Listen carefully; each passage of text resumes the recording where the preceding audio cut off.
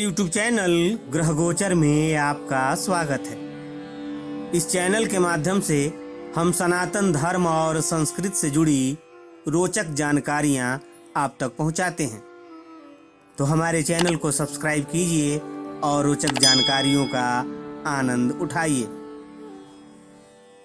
आज हम बात करेंगे आषाढ़ शुक्ल पक्ष की एकादशी के बारे में, जिसे हरिशयनी एकादशी के नाम से जाना जाता है। सनातन संस्कृति में एकादशी व्रत का अपना विशिष्ट स्थान है। भगवान विष्णु को समर्पित ये व्रत महीने के दोनों पक्षों की एकादशी तिथि को रखा जाता है। इस तरह साल भर में 24 एकादशी होती हैं। अधिक मास होने पर 2 एकादशी बढ़ जाती हैं। हर एकादशी को अलग अलग नाम से जाना जाता है। आषाढ़ महीने के शुक्ल पक्ष की एकादशी को पद्मनाभा, आषाढ़ी, हरिशयनी और देवशयनी एकादशी भी कहा जाता है।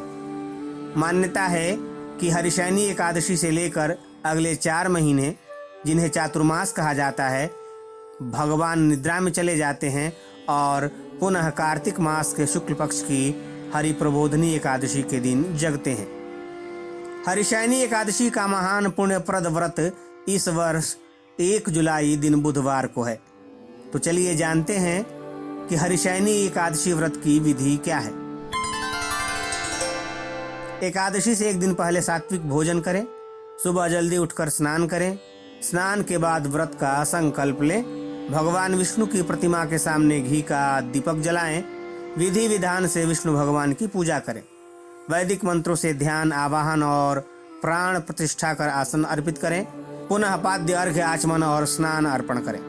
पंचामृत से स्नान कराने के बाद शुद्ध जल से स्नान कराएं। इसके पश्चात पीत वस्त्रों और पीले दुपट्टे से श्री हरि को सजाना चाहिए। पुनः उपवस्त्र, यज्ञोपवीत, चंदन, कुमकुम, फूल की माला के साथ सुगंधित इत्र अर्पण करें। हरिशयनी एकादशी के दिन भगवान को कमल पुष्प अवश्य अर्पित करना चाहिए। पद्म पुराण के अनुसार हरिशयनी एकादशी के दिन कमल लोचन भगवान विष्णु का कमल के फूलों से पूजन करने से तीनों लोकों के देवताओं का पूजन हो जाता है। भगवान को तुलसी दल और तुलसी मंजरी अवश्य चढ़ाएं। अपने सामर्थ्य के अनुसार नाना प्रकार के पकवानों सहित पंचमेवा मिठाई का भोग लगाएं और फल अर्पण करें। लौंग, इलायची और सुपारी के साथ तांबूल यानी पान अर्पण करें। फिर दक्षिणा और आरती के साथ भजन करें। वैसे तो एकादशी का व्रत निर्जला रहा जाता है, लेकिन अगर ऐसा संभव नहीं हो तो फलाहार कर सकते हैं। मोह माया से दूर रहकर इस दिन भजन कीर्तन करना चाहिए। दिन भर भगवान विष्णु का ध्यान करें। ओम नमो भगवते वासुदेवाय मंत्र का जप करें। पूरा दिन व्रत रखने के बाद शाम को भगवान विष्णु की पूजा करें और अपनी इच्छा अनुसार उन्हें भोग लगाएं। शाम को तुलसी की भी विशेष पूजा करनी चाहिए। शाम को तुलसी के पास दीपक जलाएं और परिक्रमा करें। एकादशी के दिन विष्णु सहस्रनाम का पाठ करने से विशेष फल की प्राप्ति होती है। आज के दिन क्रोध न करें। घर में शांति का वातावरण रखें। माता पिता से आशीर्वाद लें और जीवन साथी का सम्मान करें। देवशयनी एकादशी के दिन भगवान को नए वस्त्र पहनाकर नए बिस्तर पर सुलाएं, क्योंकि इस दिन के बाद भगवान सोने के लिए चले जाते हैं। इस दिन ब्रह्म मुहूर्त में भगवान की खास पूजा की जाती है। रात्रि में जागरण करके विष्णु सहस्त्र नाम का पाठ करें और जमीन पर बिस्तर लगाकर ही सो जाएं। भगवान को पान सुपारी अर्पित करने के बाद इस मंत्र के द्वारा स्तुति करें। सुप्ते त्वयि जगन्नाथ जगत सुप्तम भवेदिदम विबुद्धे त्वयि बुद्धेत जगत सर्वम चराचरम। हे जगन्नाथ जी, आपके सो जाने पर यह सारा जगत सुप्त हो जाता है और आपके जाग जाने पर संपूर्ण विश्व तथा चराचर भी जागृत हो जाते हैं। प्रार्थना करने के बाद भगवान को श्वेत वस्त्रों की शैया पर शयन करा देना चाहिए। चौमासे में भगवान विष्णु सोए रहते हैं, इसलिए शास्त्रानुसार मनुष्य को भूमि पर शयन करना चाहिए। इसके साथ ही सावन में साग, भादों में दही, क्वार में दूध और कार्तिक में दाल का त्याग कर देना चाहिए। चलिए अब जान लेते हैं कि पारण कब करें। किसी भी एकादशी व्रत का पारण द्वादशी तिथि में करना चाहिए। एकादशी व्रत का पारण हरिवासर के दौरान भी नहीं करना चाहिए। हरिवासर द्वादशी तिथि की पहली 1/4 अवधि है। व्रत तोड़ने के लिए सबसे उपयुक्त समय प्रातः काल होता है।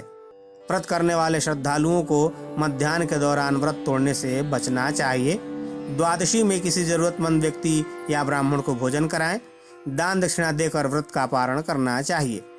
इस बार हरिशैनी एकादशी व्रत का पारण सुबह 7:56 तक कर लें या फिर 10:39 के बाद 2:16 तक पारण करने का समय है। चलिए अब ये भी जान लेते हैं कि हरिशैनी एकादशी व्रत का महत्व क्या है।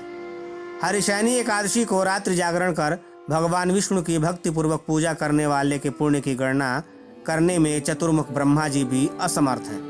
ये एकादशी भगवान सूर्य के मिथुन राशि में प्रवेश करने पर प्रारंभ होती है। इसके साथ ही भगवान मधुसूदन का शयन काल शुरू हो जाता है। कार्तिक शुक्ल एकादशी को सूर्यदेव के तुला राशि में आने पर भगवान जनार्दन योग निद्रा से जागते हैं। 4 महीने के इस अंतराल को चातुर्मास कहा गया है।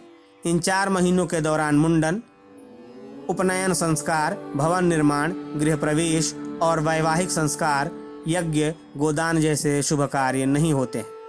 ब्रह्मवैवर्त पुराण में देवशैनी एकादशी के विशेष महत्व को बताया गया है। इस व्रत से प्राणी की समस्त मनोकामनाएं पूर्ण हो जाती हैं। व्रती के सारे पाप नष्ट हो जाते हैं। यदि व्रती चातुर्मास का पालन विधि पूर्वक करे तो महान पुण्य प्राप्त होता है। तो आप भी हरिशैनी एकादशी का महान पुण्यप्रद व्रत करें और भगवान विष्णु की कृपा से सुख और समृद्धि प्राप्त करें। ओम नमो भगवते वासुदेवाय।